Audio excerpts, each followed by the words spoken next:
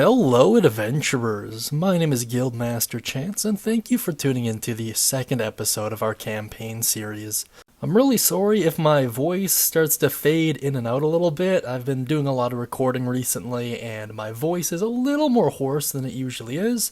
We have some pretty dry air up here currently, so I think that's a lot to do with it. In any case, I will try to tough it out for the next couple videos here, and hopefully it won't be too noticeable, so thank you for bearing with me. This session is a little bit different, as there's a little bit more expected out of you as a character. The level requirement is between 1 to 3. Party size doesn't so much matter at this state, it's kind of up to your own discretion. Under prerequisites, you will need to have a filled out character sheet, dice or some program that will let you roll dice, and completed the previous session as well. So long as all of those are met, you shouldn't be all that confused. So welcome to the Guild, Session 2, Arise.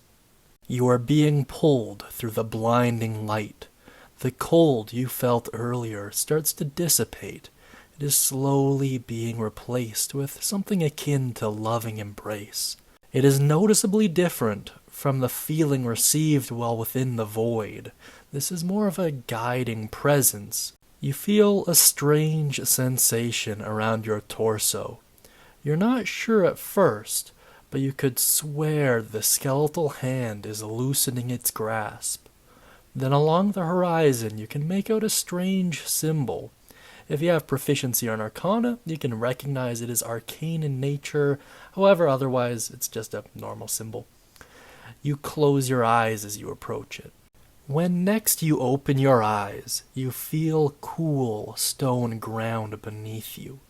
Looking up, you see a glowing hand outstretched towards you. A kind voice speaks out towards you.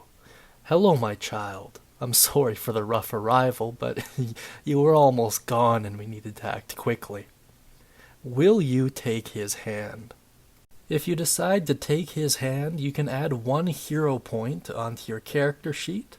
I'll explain them at the end of the video, just know that they are important.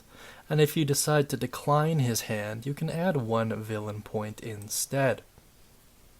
As you stand, you can see the figure before you is composed only of bright energy. Despite that, it seems vaguely familiar. It reaches out and hands you some simple clothing. Regardless, thank you for not letting the void consume you. It is truly a good sign.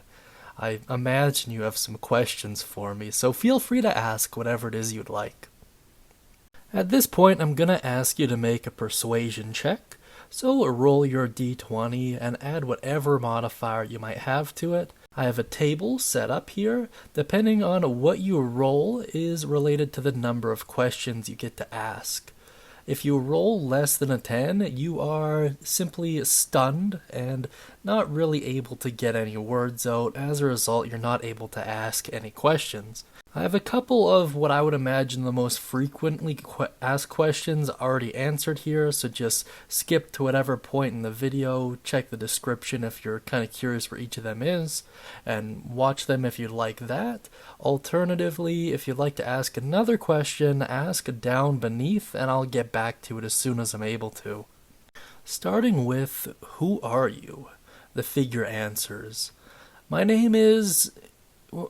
well, you can call me Hero, although I strongly urge you not to repeat that name outside of this space." When answering, "What are you?" he will reply, "I am your ancestor, very distant, but we are related. It is a long, tedious story that is not worth getting into. Just know that we are connected on a very deep level." When asked, "Where am I?" he will reply, "You are in a space between spaces, something akin to a shadow of a shadow. Due to unfortunate circumstances, I'm afraid I'm not allowed to leave this place." When asked, "Why am I here?" he will reply, "Well, to be blunt, we need your help." Upon hearing this, you become aware of several presences in the room, many of which you cannot see. However, you are able to make out one such presence standing right next to Hero, dressed in a dark cloak. You see, we're not allowed to leave this place, yet we can no longer bear to stay here. There is a prophecy that one of my children will discover a path to freedom. We are quite optimistic that you are that child. He turns to the figure standing next to him. V had a very hard time pulling you from the void, so your latent power is surely immense. The shadowy figure scuffles uncomfortably, almost as though embarrassed. Of course, we will guide you to your true power when possible, but you must understand that the chains holding us here are quite a burden. So, to aid you in my stead, I'll lend you an old friend of mine. Hero then snaps his fingers, and a ball of fire flashes. When the flames clear, you can see a bright red imp sitting on the ground. This imp is surprisingly short and out of shape, its gut comprising the vast majority of its body. He's got small, leathery wings and several chains around his wrists. This is Pookie, and he will guide you. Pookie stretches and yawns, as though waking up from a fantastic dream. Then his eyes are jarred open. Wait, what? The imp shoots to life. Master, no! I don't wanna. He looks you up and down. This weakling is not worthy of Pookie's assistance. Pookie then starts to pant, as his wings barely manage to get him up to Hero's waist. Hero grabs Pookie by his tail, holding him upside down, and pokes him in his pot belly. Listen, you little fat imp. I'm tired of you not pulling your weight. You're also uniquely suited for helping my child. Your weak presence will be hard to detect. Pookie starts to cry. Master, why? Why do you hurt Pookie's soul? Pookie struggles to get free from Hero's hand. I'm sorry you had to witness that, my child. Pookie, he's a little bit of a handful, but he is loyal. Since we've had to bring you back from the dead, the first order of business is to get you reacquainted with the world. There is a man you must seek out, and he will understand the situation. As far as the gods are concerned, we should do our best to avoid their gaze. I will mask your presence to them for the time being. He reaches out his hand and presses it to your forehead. You feel something changing inside of you, like you are being altered in some way. When the hand is removed, you feel lighter. Strange, you think to yourself. Hero's eyes then dart behind you. I'm afraid I must take my leave. There is something urgent I must attend to. Pookie will know where to take you. Just put your faith in him for the time being. Hero suddenly snaps his fingers and disappears. Pookie falls to the ground, however, landing on his head. He cries out even louder. Master, why? The space around you then starts to change. It is clearly now night. You feel a cold breeze. The sound of rustling leaves fills the air. You're back, alive again, truly back among the living. A bonfire is quickly formed beneath you. You see Pookie sitting by it, his belly glistening in the light of the fire, and he is clearly upset. Do you wish to console him? At this point, check out whatever option you'd like in the description and just click on the relevant timestamp. If you decide to console him, he looks up at you and smiles. Thanks, weakling. You will make a great minion. He climbs into the fire and falls asleep. You feel like you should get some rest as well. If you decide to go with this option, you'll get a hero point. If you decide not to console Pookie, he will cry out some more, curse his master a couple more times, look at you with disapproval, but his eyes are still teary. his beating tears dripping down onto his little pot belly and slowly evaporating in the heat of the bonfire. Eventually he'll tucker himself out, climb into the fire, and fall asleep. You feel like you should get some rest as well. Villain point gained.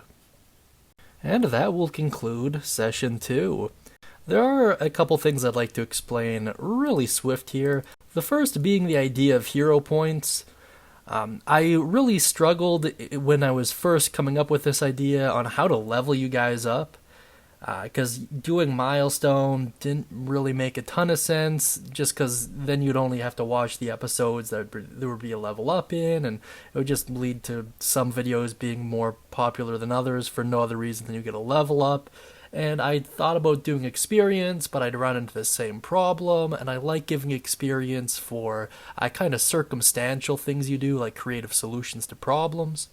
So after talking with some other creators and a couple of the people in the Discord, it got me thinking, hero points are probably the best way to go about this. So the way this works is there's various decisions in each video you can make that will allot you hero points. They'll also be given out as rewards for completing quests, and I'll be able to give them out in the comment section as well if you have any creative solutions that you'd like to try, or interesting role-playing you'd like to do as well. Overall, I think it's a pretty strong concept, and it's very much a throwback to older versions of Dungeons & Dragons where you use gold to level up. Hero points will have many uses in the future, including leveling up certain items, or acting as barriers of entry to certain quests available only for higher level players. I think it's a very strong concept. And you'll be able to use it to re-roll any d20 rolls you make. That will cost 5 hero points, and it can also allow you to impose disadvantage, which costs 5 villain points.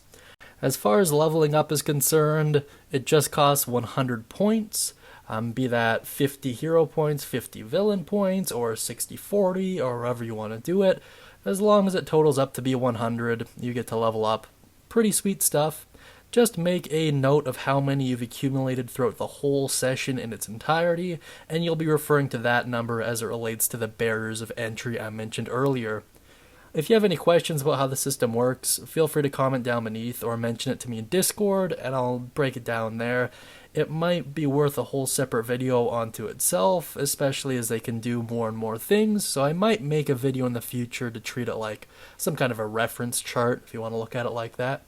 You can also subscribe and like this video for an extra 5 hero or villain points of your choice, assuming you're not already subscribed. If you are, you just have to hit the like button. Now let's get on to the adventurers of note. I would like you to welcome Tristan to the guild, as well as his hero Nyx, which will be featured in a future video, hopefully coming out not too long after this one. It took a little bit longer to script than I would care to admit, but I'm very happy with the final product, so I hope you get it as well. Since Tristan is of the hero-blooded, you can actually use his character and add him to your party as well, so feel free to stay tuned to the video for that. Should be quite exciting. If you'd like to chat with myself or Tristan, feel free to add us on Discord, and if you would like to become an adventurer of note as well, consider joining our Patreon. With that being said, I hope you all have a wonderful day. Feel free to comment beneath if you have any questions about anything I've talked about so far. And as always, happy adventuring, everyone.